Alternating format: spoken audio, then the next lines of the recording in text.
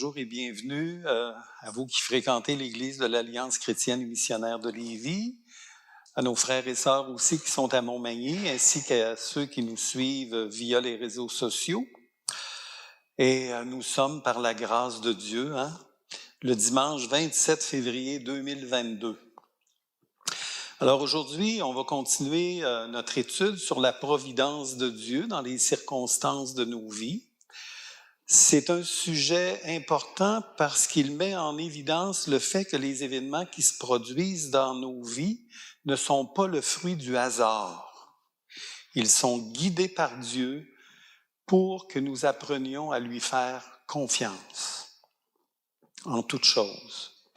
Nous avons pris comme modèle comment Dieu a guidé par sa providence les circonstances de la vie de l'apôtre Paul avant même sa conversion. Et je fais ici un bref résumé. Dieu l'a mis à part dans l'éternité passée et il nous dit dès le sein de sa mère pour être apôtre auprès des païens, en le faisant naître aussi dans le judaïsme et qu'il soit pharisien, c'est vraiment pas un hasard, en le faisant évoluer dans un milieu multiculturel pour qu'il puisse comprendre les gens auxquels il présentait l'Évangile. L'apôtre Paul va dire qu'il s'est fait tout à tous.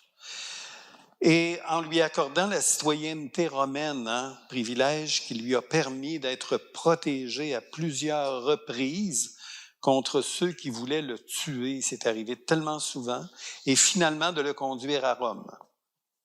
Donc, la semaine dernière, nous avons vu que Dieu a dirigé et placé Paul en Arabie pendant 3 ans, d'une part pour former son caractère et aussi pour qu'il puisse renoncer à tout ce qu'il avait appris dans le judaïsme qui lui semblait des avantages.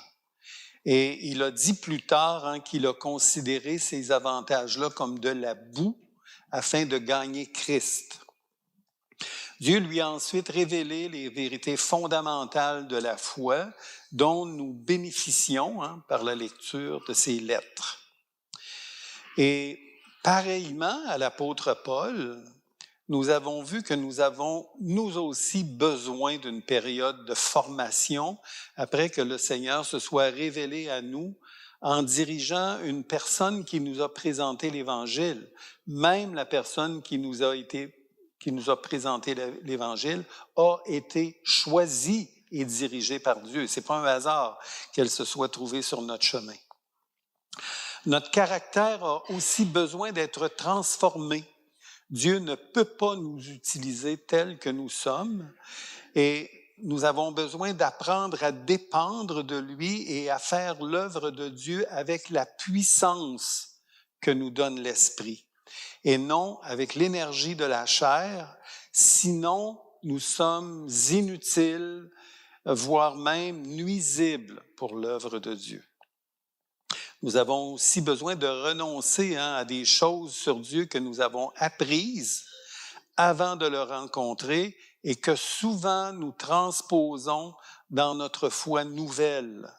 Nous devons aussi apprendre que nous sommes au service de Dieu et non Dieu à notre service.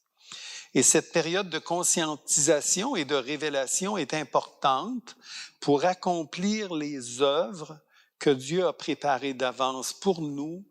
Et le texte dit afin que nous les accomplissions dans notre communion avec lui. Donc, en travaillant avec lui. Aujourd'hui, nous allons voir quel est le principe qui guidait Paul pour se laisser diriger par Dieu dans ce que Dieu voulait qu'il accomplisse. Et le principe qui guide l'apôtre Paul est celui qu'il a énoncé dans sa lettre aux Éphésiens. Paul dit de chercher à comprendre en toutes circonstances ce que le Seigneur veut nous dire. Et le texte est dans Éphésiens 5, 17, puis je vous le lis dans la parole vivante. Il dit, c'est pourquoi ne soyez pas déraisonnables et imprudents. Ne vivez pas en dilettantes. Et le mot grec, c'est comme des stupides. Mais à travers tout ce qui vous arrive, en toutes circonstances, cherchez à comprendre ce que le Seigneur veut vous dire, puis tenez-vous fermement à ce qu'il vous demande. C'est la voie qui mène à une vie de plénitude. Et tout de suite après, le verset suivant, c'est l'apôtre Paul nous invite à nous laisser remplir par le Saint-Esprit. Donc, j'aimerais commencer par le choix que Dieu a fait du premier compagnon d'œuvre de Paul, Barnabas. D'ailleurs, toutes les rencontres de l'apôtre Paul ont été providentiellement dirigées par Dieu. C'est le cas de Barnabas, c'est le cas de Silas, Timothée, Priscille et Aquilas, Tite, Apollos. Dieu l'a vraiment dirigé vers ces personnes-là.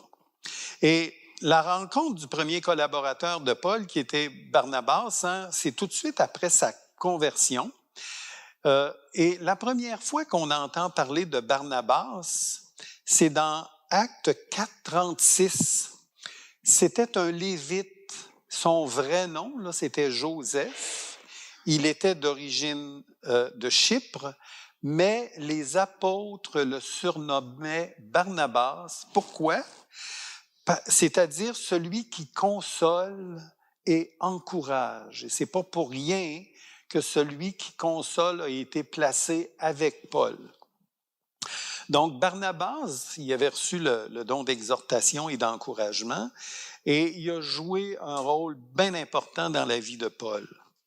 Et comme il était, selon Actes 11, 1, un homme de bien, plein d'Esprit Saint et de foi, dans le fond, Barnabas, il a été sensible à ce que lui disait le Saint-Esprit et il est allé chercher Paul à Tarse et il l'a amené à Antioche. Et selon Actes 13, 1, il y avait des prophètes et des docteurs à Antioche, dont Barnabas et Paul faisaient partie. Et pendant qu'ils servaient le Seigneur dans leur ministère et qu'ils jeûnaient, le Saint-Esprit leur a dit: « Mettez-moi à part Paul et Saul pour l'œuvre à laquelle je les ai appelés. » Donc, c'est le Saint-Esprit qui, dans sa providence, a créé l'occasion pour appeler Paul et Barnabas pour l'œuvre à laquelle il les a appelés. Et toute l'Église, tous ceux qui étaient réunis, ont entendu le Saint-Esprit leur dire cela. Donc, Paul et Barnabas ont œuvré ensemble. Ils ont répandu l'Évangile selon une stratégie voulue par Dieu. Ils allaient d'abord dans les synagogues, dans les lieux de prière. Ils annonçaient l'Évangile aux Juifs d'abord. C'est un principe que Paul a repris dans l'Épître aux Romains. Et ensuite, ils se tournaient vers les païens. Et quand nous considérons toutes les circonstances que nous vivons, il n'y a pas de hasard. Dieu veut nous parler par elles. Même dans les circonstances difficiles où il y a de l'adversité, à travers tout ce qui lui arrivait, en toutes circonstances, Paul avait la certitude de travailler avec Dieu, d'être co-ouvrier avec lui. Alors, il était confiant que Dieu résoudrait les problèmes et même plus que ce serait une occasion de répandre l'Évangile. Et c'est ça qu'il a fait à chaque fois. Paul et Barnabas, et plus tard, Paul et Silas, là, ils ont été jetés en prison souvent. Et en prison, ils chantaient des cantiques. Pourquoi cette attitude-là? Parce qu'ils croient à la providence et à la souveraineté de Dieu dans toutes leurs circonstances et dans leur vie. Sinon, là, tu ne chantes pas des cantiques. Nous-mêmes, à leur exemple, on doit croire à la souveraineté et à la providence de Dieu sur nos vies et chercher à comprendre ce que le Seigneur veut nous dire. Et alors, on va être plein de confiance malgré les circonstances. Et c'est ça que Paul veut nous enseigner puis que Luc a écrit. Donc, je vous ai dit tout à l'heure que Paul avait conscience de travailler avec Dieu, d'être co-ouvrier avec lui. Co-ouvrier, là, c'est qu'on travaille ensemble. Là. Ce qui signifie que c'est Dieu qui le dirige là où il veut qu'il aille. Paul se laisse diriger, ça ne l'empêche pas de concevoir des projets. Paul sait que si le Seigneur ferme une porte, il va en ouvrir une autre. Il y a un autre projet pour lui. Et c'est parce que...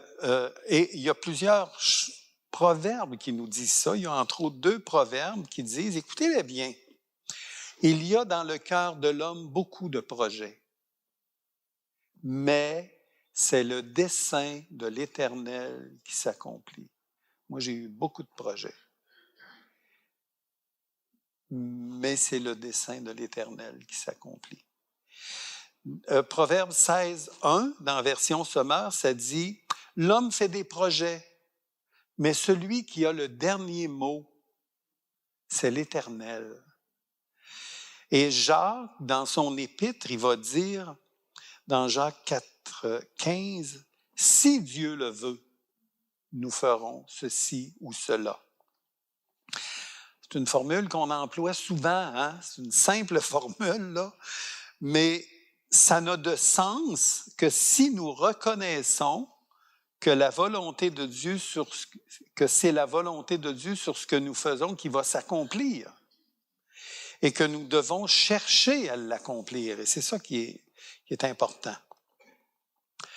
Paul a beaucoup voyagé. Hein? Écoute, là, s'il fallait mettre en kilomètres ce qu'il a parcouru, c'est incroyable. Il a beaucoup voyagé, il passait d'une ville à l'autre. Il allait d'abord dans les synagogues. Hein? Des personnes se convertissaient au Seigneur, au Jésus-Christ, ce qui lui faisait dire, hein, c'est ce que Luc a écrit, que les églises se fortifiaient dans la foi et augmentaient en nombre de jour en jour. Mais, à un certain moment, Paul dit qu'il a été empêché par le Saint-Esprit d'aller annoncer la parole en Asie et en Bithynie. L'Esprit de Jésus leur a barré la route. Et le texte de ça, c'est dans Actes 16, 6. Ça dit « Ayant été empêchés par le Saint-Esprit d'annoncer la parole dans l'Asie, ils traversèrent la Phrygie et le pays de Galatie. Arrivés près de la Mysie, ils se disposaient à entrer en Bithynie, mais l'Esprit de Jésus ne le leur permit pas. Ils franchirent alors la Mysie et descendirent à Troas. Et pendant la nuit, Paul eut une vision. Un Macédonien lui apparut et lui fit cette prière, « Passe en Macédoine, secours-nous. » Donc, après cette vision, nous cherchâmes aussitôt à nous rendre en Macédoine, concluant que le Seigneur nous appelait à y annoncer la bonne nouvelle. Habituellement, là, quand on est empêché de faire quelque chose, là, nous n'attribuons pas au Saint-Esprit le fait qu'on soit empêché. On attribue ça à l'ennemi, à Satan.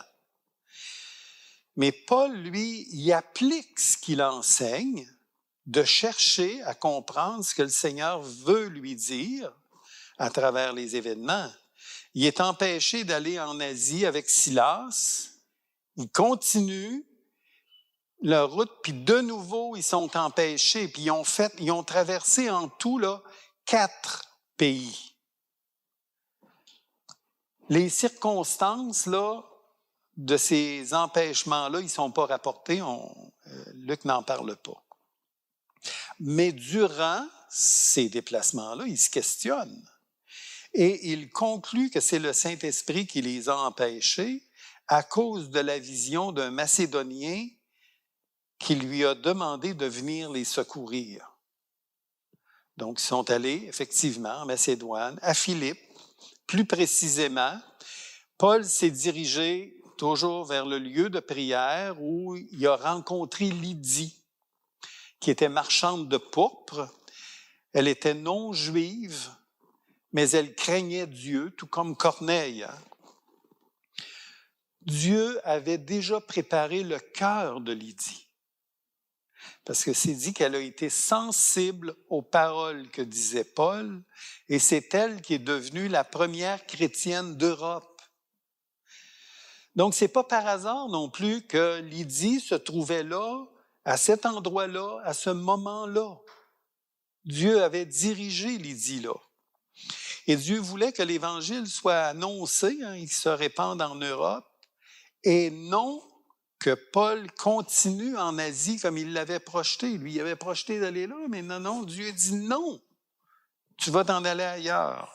Alors, il a dirigé Paul en Macédoine, puis Lydie s'est convertie, puis comme elle était riche, elle a offert sa maison, et ça a été le premier lieu de rencontre de cette Église qui est naissante. C'est encore à Philippe, ça c'est intéressant, que Paul a été mis en prison. C'est là qu'il chantait des cantiques, et c'est là que le geôlier, ainsi que les prisonniers et les gens de sa maison ont été convertis après qu'il y eut un tremblement de terre, mais un tremblement de terre bien localisé, juste vis-à-vis de la prison. Et le texte dit qu'au même instant, toutes les portes s'ouvrirent et les liens de tous les prisonniers furent rompus.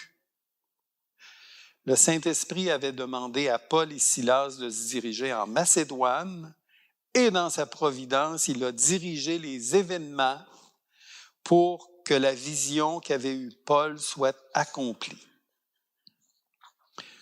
Toutes ces choses-là qui se passent sont vraiment dirigées par Dieu. Là. On ne peut pas ouvrir les portes ou les prisonniers puis que les liens soient rompus sans que Dieu agisse. Je vous mentionne un autre exemple, mais celui-ci est bien différent. Là, on a dit que le Saint-Esprit avait empêché Paul. Maintenant, aux Thessaloniciens, Paul va dire que c'est Satan qui l'a empêché d'aller vers eux. Le texte dit ceci, « Aussi voulions-nous aller vers vous, du moins Paul, une et même 2 fois, mais Satan nous en a empêchés. » Comment Paul a-t-il fait pour savoir que c'était Satan qui l'a empêché d'aller à Thessalonique et non pas le Saint-Esprit, parce qu'on a vu tantôt que le Saint-Esprit l'avait empêché d'aller en Asie. Et ce qui est intéressant, c'est que Paul a utilisé ici le mot Satan, et ça signifie l'adversaire. Donc, il y avait de l'adversité dans l'air, vraiment. Et effectivement, lorsque nous lisons le contexte des Actes des Apôtres, on peut voir clairement que Satan se servait de l'opposition, de l'adversité des Juifs pour empêcher Paul de réaliser ce qu'il voulait faire. Et dans Acte 17, on a « Mais quand les Juifs de Thessalonique surent que Paul annonçait aussi à Bérée la parole de Dieu, ils vinrent y agiter la foule. » Pourquoi? Parce qu'ils ne voulaient pas qu'il y aille à Thessalonique. Mais Paul, lui, y appliquait toujours le principe de chercher à comprendre ce que le Seigneur veut nous dire à travers les événements. Donc, il ne pleurait pas pour ça, là. Et c'est, dans le fond, c'est Timothée qui est allé à Thessalonique. Pourquoi? Parce que Dieu voulait que ce soit Timothée qui aille à Thessalonique et non pas Paul. Il faut voir ça comme ça, là. Et Paul, lui, voulait y aller, mais Dieu dit non. C'est Timothée qui va y aller. Pourquoi? Parce que Dieu avait un autre plan pour Paul. En l'empêchant d'aller à Thessalonique, Dieu avait un autre plan pour Paul et il s'est servi de l'adversité des Juifs venus de Thessalonique pour le réaliser. Pourquoi? Parce que Dieu voulait que Paul aille en Grèce à Athènes en l'empêchant d'aller à Thessalonique. Dieu l'a dirigé en Grèce. Il est resté là 3 mois. Et c'est là qu'il a exposé l'Évangile aux Grecs et que quelques-uns se sont convertis. Là, on a ça dans Acte 17. Quand Dieu ferme une porte, qu'il le fasse par son esprit ou qu'il le fasse par l'adversité, par Satan, c'est son projet qui s'accomplit. Ultimement, Satan ne peut pas empêcher la réalisation d'un projet que Dieu veut. Il nuit, mais il ne peut pas aller à l'encontre de la souveraineté de Dieu. Quand Satan nuit, Dieu veut aussi nous apprendre à lui faire confiance. Souvent, nous autres, on s'énerve. Il veut nous apprendre à lui faire confiance. Donc, ceux qui se laissent intimider par l'action de Satan, l'adversaire, lui donnent un trop grand pouvoir qu'il n'a pas. Ils n'ont pas compris que Satan ne peut rien faire si Dieu ne l'autorise à le faire. Toute l'histoire de Job nous parle de ça. Et quand il l'autorise, Satan, alors qu'il veut nuire au projet de Dieu, en fait, il participe à la réalisation du but de Dieu. C'est ce que nous venons de voir là, dans l'épisode où Paul dit que Satan l'a empêché d'aller à Thessalonique. Donc, notre principe doit toujours être le même, chercher à comprendre et à discerner ce que le Seigneur veut nous dire.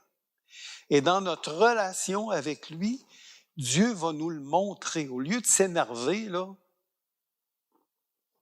il faut consulter Dieu. Il faut aller vers Dieu. Il faut lui demander. Par contre, si nous avons les yeux fixés sur la difficulté, nous ne comprendrons pas. Et qu'on le veuille ou non, nous allons perdre de vue ce que Dieu veut nous dire. C'est sûr qu'il y en a qui vont peut-être dire, là, écoute, l'apôtre Paul, lui, là, il était particulièrement béni, là, il y avait des visions, le Seigneur lui apparaissait.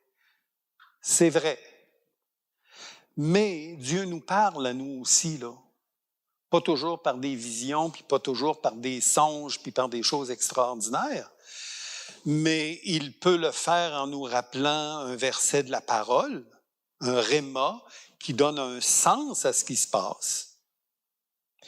Il peut le faire par un avertissement prophétique, par une parole de connaissance venant d'un frère et d'une sœur qui arrive de nulle part, puis qui nous dit la parole qu'on a besoin d'entendre. Il peut le faire par une prédication. Quand nous perdons notre joie et notre paix, c'est peut-être le signe que Dieu nous dit « arrête ». Mais quand nous avons la paix et la joie, qui est un fruit de l'esprit, nous pouvons être certains que Dieu nous approuve. Pourquoi? Parce que la paix et la joie, là, ça ne se falsifie pas. Jésus a dit, je vous donne ma paix, puis je vous la donne pas comme le monde. Le monde nous endort, mais le Seigneur, lui, nous donne confiance en nous donnant sa paix et sa joie. Donc, Paul, lui, il est prêt à changer de projet quand il discerne que Dieu se sert de circonstances adverses pour le diriger ailleurs. Et ça ne veut pas dire que chaque fois que les circonstances sont adverses, il faut changer de projet, là. Mais selon l'expérience que nous avons avec Dieu, on peut le savoir.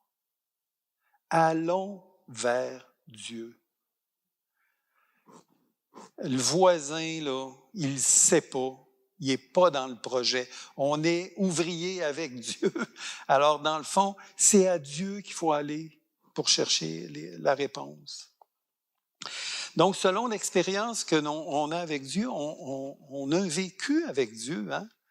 Et si pour une raison quelconque, là, écoutez, on se trompe, là, c'est pas la fin du monde, c'est le projet de l'Éternel qui s'accomplit et il va nous ramener dans son projet. Écoutez bien ceci parce que ça, c'est bon. Plus tard, il est dit que Paul, il s'est rendu en Grèce. Hein? Je vous ai parlé de ça tantôt. Il s'est fait bloquer la route pour aller à Thessalonique et Dieu l'a dirigé en Grèce. Il a séjourné là 3 mois. Il était sur le point de s'embarquer pour la Syrie. Donc, son projet, il dit, je vais aller en Syrie. Quand les Juifs lui dressèrent des embûches devant l'adversité des Juifs, Paul, qu'est-ce qu'il a fait? Il est revenu en Macédoine. C'était là que Dieu voulait qu'il aille, même si lui voulait aller en Syrie. Donc, il faut voir dans les événements que Dieu dirige et au lieu de s'obstiner à vouloir faire quelque chose, prendre du recul, consulter Dieu et s'il nous donne sa paix et sa joie, on continue. Puis si on se trompe, il va nous montrer le chemin. Donc, certains comprennent que se laisser diriger par Dieu, ça veut dire ça de rester passif et attendre, d'avoir le plan au complet de ce que Dieu veut faire avant d'entreprendre quoi que ce soit. C'est pas la manière que l'Écriture nous enseigne.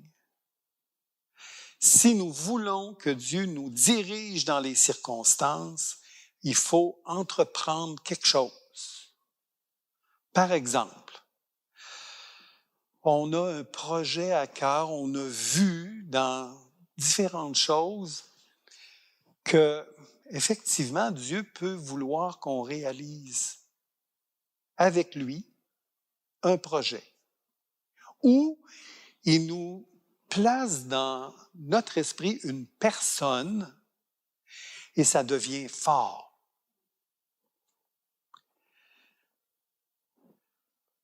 Donc, ce qu'il faut faire, c'est qu'il faut être attentif. Ce qui va se passer, là, c'est un travail qu'on fait avec Dieu. Et lui, il va diriger. Et la plupart du temps, je vous dis qu'il faut être attentif et ouvert parce que des fois, ce n'est pas le projet qui va changer. C'est la manière de le faire. Comprenez-vous? Pas le projet qui va changer, là, mais Dieu va nous indiquer une autre façon de le faire.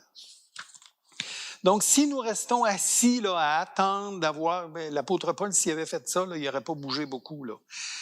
Puis, il n'aurait pas bougé du tout parce qu'il était toujours dans des situations adverses. Donc, si nous restons assis à attendre d'avoir le plan complet avant de partir, là, Dieu ne pourra pas nous guider. C'est dans notre marche qu'il nous guide, puis qu'il change notre trajectoire, puis il faut être ouvert.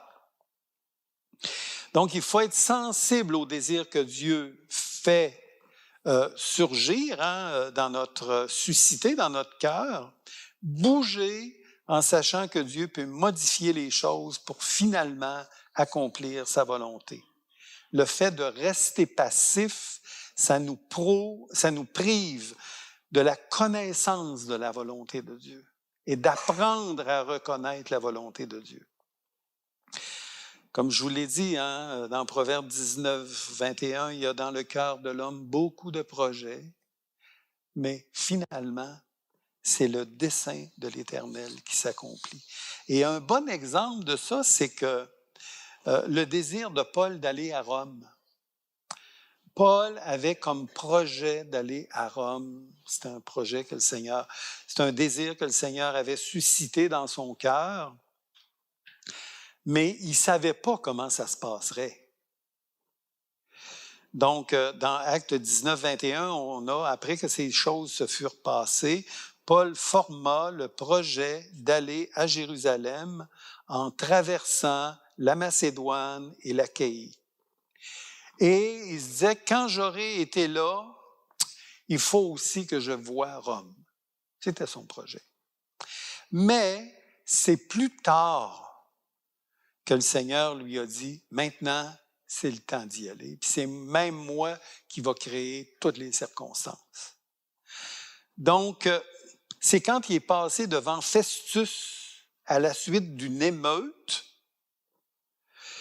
que le Seigneur lui a dit, dans Acte 23, 11, la nuit suivante, le Seigneur apparut à Paul et lui dit, « Courage, tu m'as rendu témoignage à Jérusalem, il faut que tu le fasses aussi à Rome. » Le Seigneur avait fait naître le désir dans son cœur d'aller à Rome.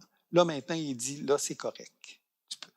Donc, au moment voulu par Dieu, c'est Festus, le gouverneur, qui va rendre un jugement d'envoyer Paul à Rome. Il dit, alors Festus, après avoir délibéré avec le conseil, répondit, « Tu en as appelé à César, tu vas aller à César. » Et plus tard, le roi Agrippa a écouté Paul. Puis il a dit, lui, là, s'il n'avait pas demandé d'aller à Rome, là, il aurait pu être relâché. Mais voyez-vous comment est-ce que le plan de Dieu se faisait par la décision de Festus. Donc, même s'il pouvait être relâché, là, non. C'est le plan de Dieu qui devait s'accomplir. Quelquefois, les desseins de Dieu s'accomplissent dans des circonstances que nous pourrions croire à première vue qualifiées de un peu désastreuses. Ça a été le cas du différend, de la chicane qu'il y a eu entre Paul et Barnabas au sujet de Marc. À Antioche, quand Paul et Barnabas ont été choisis pour partir en mission, Jean, surnommé Marc, s'était joint à eux. Et à un certain moment, là, Marc il a décidé de les quitter. Puis quand on suit leur parcours, là, on peut se représenter toutes les difficultés qu'il y avait là, à surmonter, des routes dans les montagnes, des longs trajets à faire à pied, là, des ravins à traverser, prendre des routes maritimes dangereuses, là, la navigation n'est pas toujours facile. Fait que Marc, il dit, moi, là, j'en ai assez, là. Je vous laisse, je m'en vais. Et lorsqu'ils sont revenus à Antioche, Paul et Barnabas, à un moment donné, ils ont voulu retourner voir les églises. Puis Barnabas, lui, il dit, regarde, on va reprendre Marc avec nous autres. Puis Paul, il a dit, non, pas question. Pas question. Et on a ça dans les actes. Hein? Paul jugea plus convenable de ne pas prendre avec lui celui qui les avait quittés depuis la Pamphylie et qui ne les avait point accompagnés dans leur œuvre. Il était plus jeune, Marc, là. Il aurait pu les aider, là. Il avait décidé de partir. Ce dissentiment fut assez vif pour être cause qu'ils se séparèrent l'un de l'autre. Et Barnabas, prenant Marc avec lui, s'embarqua pour l'île de Chypre. Paul fit le choix de Silas et partit, recommandé par les frères à la grâce du Seigneur. Quand on dit que Dieu agit et parle par les événements, ça c'est un bon exemple. Ce dissentiment a finalement accompli ce que Dieu voulait. Personne n'a été victime là, des circonstances dans cette histoire-là, qui à première vue semblait mal s'être déroulée. Et selon les actes, hein, Paul, c'est ça, il est parti avec Silas, puis Barnabas avec Marc. Et Barnabas, étant, il ne faut pas oublier la signification de son nom, étant une personne encourageante, a permis à Marc d'acquérir de la maturité. Tous deux, dans le fond, ils sont partis pour l'île de Chypre, d'où était originaire Barnabas, puis ils ont évangélisé cette contrée-là. Puis quand ils sont revenus de voyage, Marc s'est dirigé à Jérusalem Regardez bien le parcours. Il a œuvré dans l'entourage de Pierre. Pierre l'appelle son fils dans sa lettre 1 Pierre 5,13, ce qui indique qu'ils avaient tout de même, ils étaient proches l'un de l'autre dans l'œuvre. Écoutez bien, Marc, lui, il parlait le grec. Pierre, lui, il ne parlait pas le grec. Le Nouveau Testament a été écrit en grec. Donc, Marc parlait le grec, Pierre ne parlait pas le grec. Alors, c'est Marc, sous la dictée de Pierre, ou en entendant prêcher Pierre, qui a servi d'interprète, écrivain, pour écrire l'Évangile de Marc, qui est en fait les souvenirs du vécu de l'apôtre Pierre avec Jésus. C'était dans le plan de Dieu que Pierre raconte ce qu'il avait vécu avec le Seigneur, et c'est Marc qui a écrit à sa place, sous sa dictée, ses souvenirs. Marc, par la suite, il a rejoint l'équipe de Paul, parce que là, il avait acquis de la maturité durant toutes ces années-là, et Paul, lui, il a vraiment apprécié sa présence. Il le dit à plusieurs endroits dans ses épîtres. Donc, il avait acquis la maturité pour être capable maintenant d'être dans l'œuvre. Aux anciens d'Éphèse, Paul va leur dire « Et maintenant, voici, lié par l'Esprit, je vais à Jérusalem, ne sachant pas ce qui m'y arrivera. Seulement, de ville en ville, l'Esprit Saint m'avertit que des liens et des tribulations m'attendent. » Donc, Paul ressentait très fortement en son esprit, littéralement, il était enchaîné par le Saint-Esprit d'aller à Jérusalem. Au départ, le Saint-Esprit avait créé le désir d'aller à Jérusalem, mais comme il le dit lui-même, il ne savait pas trop comment est-ce que ça se passerait. Mais au fur et à mesure, et ça, c'est vraiment un enseignement pour nous, mais au fur et à mesure de son voyage, le Saint-Esprit l'avertissait que des liens et des tribulations l'attendaient.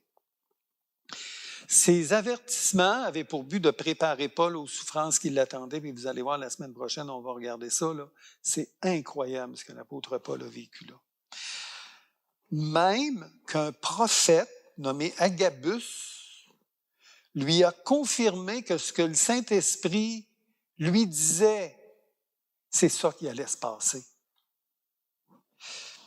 Et effectivement, Paul, il a injustement été arrêté sous des prétextes et il a été traîné hors de la ville. Ce que l'on peut retenir de cet épisode-là, c'est que le Saint-Esprit nous parle, il nous conduit, mais il nous révèle les choses au fur et à mesure. Si on veut savoir tout le plan au complet avant de partir, pas comme ça que Dieu travaille. Et même, il peut prévoir des personnes inspirées, des prophètes qui nous confirment que ce que le Saint-Esprit nous demande de faire, c'est ça qui va se produire. Donc, Paul était déjà préparé pour ce qui l'attendait. Ce que l'on peut conclure de ces différents épisodes de la vie de Paul, c'est que Dieu nous parle et nous conduit par des paroles qu'il communique à notre esprit. Il fait naître des projets, il présente des personnes, il présente toutes sortes de choses, mais aussi par les événements que lui-même dirige au fur et à mesure que ça se déroule.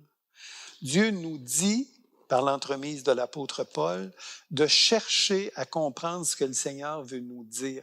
Ça, j'espère que ça va rester dans votre tête. Quand il nous arrive quelque chose, Seigneur, qu'est-ce que tu veux me dire? Qu'est-ce que tu veux faire? Et il dit, après que le Seigneur a répondu, de s'en tenir à ce qu'il nous montre. Ce qu'on peut conclure aussi, c'est que le Seigneur ne nous donne jamais le portrait complet de ce qu'il veut qu'on fasse. Il est présent dans les événements au fur et à mesure qu'ils se déroulent. Pourquoi? Parce que c'est lui qui travaille d'abord et nous devons nous joindre à lui. Paul avait le projet d'aller en Asie. Je refais un petit peu le résumé de ce que j'ai dit. Mais ce n'était pas le projet de Dieu pour Paul. Le projet de Dieu, c'est qu'il aille en Macédoine. Alors, il a changé le projet. Paul avait comme projet d'aller à Rome à un certain moment donné, mais le Seigneur lui a dit, c'est pas le bon moment. Alors, Dieu, qui est maître des circonstances, a organisé et retardé ses projets de voyage que Paul n'aurait jamais pu organiser de sa propre initiative. C'était impossible. On va voir ça la semaine prochaine. Là. Il y avait toute une garde autour de lui. Paul voulait aller à Thessalonique. Il en avait formé le projet plusieurs fois. Dieu s'est servi de l'adversité, de l'hostilité des Juifs, animés par Satan, pour l'empêcher. Dieu voulait, en l'empêchant, le conduire où? En Grèce, parce que c'est là qu'il voulait qu'il aille. Le différend entre Paul et Barnabas au sujet de Marc a accompli plusieurs choses imprévisibles, mais qui étaient dirigées par Dieu. Il a permis à Silas de se joindre à Paul, il a permis l'évangélisation de l'île de Chypre, la rédaction de l'évangile de Marc et pour Marc, d'acquérir de la maturité pour se joindre à l'équipe de Paul plus tard. L'attitude de Paul, là, elle est remarquable et elle tient sur le fait qu'il a la certitude que Dieu est souverain sur les événements. Paul, il n'est jamais désappointé, irrité, en colère parce que ses projets sont retardés ou changés. Il sait que Dieu est souverain et qu'il prévoit dans sa providence, alors il est malléable, il cherche à comprendre. Et son attitude fait en sorte que Dieu peut lui parler aussi et l'encourager. La manière dont Dieu a agi dans la vie de Paul, c'est vraiment un encouragement pour nous. Donc, c'est quelques exemples de la vie de Paul où on peut voir que Dieu dirige les circonstances par sa providence afin que Paul puisse accomplir les œuvres préparées d'avance pour nous. Et Dieu agit avec les mêmes principes envers nous. À travers les circonstances que nous vivons, Dieu nous dirige, on forme des projets.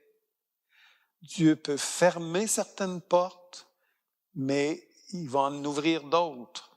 Mais quand il ferme une porte, il en ouvre une autre et la porte qu'il a fermée à un moment, il peut l'ouvrir plus tard. Restons juste ouverts, attentifs et en communion avec le Seigneur et il va nous le dire. Donc, la semaine prochaine, nous allons voir les nombreuses situations où la vie de Paul a été en danger et comment ces situations-là lui ont révélé la puissance du Seigneur et ont été pour lui des tremplins pour annoncer l'Évangile partout où il passait. Donc, cette semaine, pour guider votre réflexion, là, j'ai quelques questions. Pouvez-vous, dans votre expérience, relater une ou des situations où le Saint-Esprit vous a empêché ou permis d'accomplir ce que vous vouliez faire? Ou des situations où Satan vous a empêché de faire un projet, mais que finalement, Dieu avait d'autres plans pour vous. Quelle est votre attitude quand il y a de l'opposition spirituelle? Est-ce que c'est l'occasion d'apprendre à vous confier en Dieu et de le voir agir ou d'être défaitiste et de vous décourager? Donc, ça va être bientôt la fin. J'aimerais terminer avec cette parole d'adoration parce que c'est vraiment ça. de l'apôtre Paul, qui était le fruit de son expérience avec Dieu. Écoutez bien, c'est dans Éphésiens 3, 14, et je vous lis dans la version Parole vivante. Il dit, lorsque je considère la grandeur de ce plan, et on a vu ce matin une portion concernant la providence et la souveraineté de Dieu, une portion de la grandeur de ce plan-là. Il dit, je tombe en adoration devant le Père, ce Père à qui toutes les familles du ciel et de la terre doivent leur existence et leur nature. Ses ressources sont infinies. Il tient des trésors de grâce à votre disposition. Je lui demande que par son esprit, vous puissiez vous en saisir. Qu'il vous fortifie et qu'il renouvelle votre être intérieur afin que vous puissiez grandir et progresser. Que par votre foi, le Christ puisse faire dans vos cœurs sa demeure permanente. Alors, solidement fondés sur lui, plongeant vos racines profondément dans l'amour, vous serez aussi à même, dans la communion avec les autres chrétiens, de sonder toutes les dimensions du plan de Dieu pour vous et de réaliser à quel point l'amour du Christ est long, large, profond et élevé. Que vous puissiez connaître vous-même cet amour, bien qu'il surpasse tout ce qui est possible de connaître ici-bas, jusqu'à ce que tout votre être soit rempli de la pleine présence divine. À celui qui, par la puissance qui agit en nous, peut réaliser infiniment, au-delà de ce que nos prières peuvent demander ou que notre imagination peut espérer, à lui soit la gloire dans l'Église et en Jésus-Christ à travers toutes les générations, jusqu'au temps infini du monde à venir. Amen. Alors, sur ces paroles qui glorifient vraiment le Seigneur et son plan pour nous, il y a un plan pour nous individuellement. Je vous donne rendez-vous la semaine prochaine.